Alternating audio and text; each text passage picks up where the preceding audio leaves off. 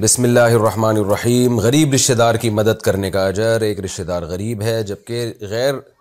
رشتہ دار اس سے زیادہ غریب ہے، یا رشتہ دار غریب نہیں لیکن غیر رشتہ دار غریب ہے، کیا ان دونوں صورتوں میں بھی رشتہ داروں کو صدقہ دینے کا دوہرا اجر ملے گا؟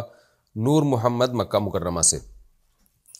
دیکھیں، اگر رشتہ دار بہت زیادہ غریب نہیں ہے، کوئی بہت شدید حاجت نہیں ہے، اور دوسرا کوئی شخص ایسا آپ کو ملتا ہے جو بہت زیادہ ضرورت مند ہے، جو بیسک ضرورتیں ہیں، کھانا پینا، لباس، اس سے بھی گیا بیچارہ، تو پھر تو اس ضرورت مند کی مدد زیادہ کرنی چاہیے، کیونکہ اس کی مدد تو ایک طرح سے واجب ہے، کیونکہ کھانے کا انتظام، لباس کا انتظام، یہ تو انسان کی بیسک ضرورتیں ہیں۔ لیکن اگر ایسا نہیں ہے، آپ کے رشتہ دار بھی غریب ہیں اور دوسرا بھی غریب ہے، لیکن دونوں کی غربت میں کوئی بہت زیادہ فرق نہیں ہے، تھوڑا بہت فرق ہے، تو پھر رشتہ دار کو دینے میں دگنا ثواب ہے، رشتہ داری جوڑنے کا بھی اور اس کی مدد کرنے کا بھی۔ اچھا بھائی، مہر نہیں دیا تو کیا آخرت میں پکڑ ہوگی؟ اگر کوئی شوہر کا بیوی کا مہر ادا کیے بغیر مر گیا تو اس کی ادائیگی کی کیا صورت ہوگی، اور کیا ادائیگی نہ کرنے کی صورت میں آخرت میں کوئی مواخذہ ہوگا؟ جاوید صاحب، انڈیا سے۔ دیکھیں، اگر بیوی کا مطالبہ تھا نا کہ مہر دو، اور وہ راضی نہیں تھی اس پر کہ شوہر نے کیوں مہر رکھا ہوا ہے اپنے پاس، اور مطالبہ کرتی رہی اور شوہر ٹال مٹول سے کام لیتا رہا، تو پھر تو یقیناً آخرت میں شوہر سے مطالبہ ہوگا، الا یہ کہ بیوی معاف کر دے۔ لیکن اگر ایسا نہیں ہے، جیسے کہ میاں بیوی میں بے تکلفی ہوتی ہے، مہر ایک ثانوی چیز سمجھا جاتا ہے،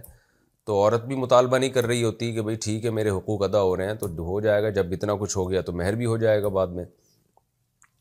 تو شوہر کو تو پھر بھی چاہیے کہ دے دے مہر۔ لیکن اگر بیوی کی طرف سے مطالبہ نہیں ہے اور کوئی دل کی خوشی سے اس نے چھوڑا ہوا ہے، تو ایسی صورت میں اگر شوہر مر جائے تو اللہ سے امید کی جا سکتی ہے کہ انشاءاللہ آخرت میں مطالبہ نہیں ہوگا، اور اس کا آسان حل یہ ہے کہ شوہر کی وراثت میں سے پہلے اس کی زوجہ کا مہر نکالا جائے گا، اس کے بعد بقیہ وراثت تقسیم کی جائے گی۔ بیماری کی یہ کیا ہو گیا؟ بوٹ پر مسح کا حکم۔ وضو کے بعد بوٹ پہن لیے تو دوسری نماز میں بوٹ پر مسح کر سکتے ہیں یا صرف موزوں پر ہی مسح ہوتا ہے؟ عمران صاحب،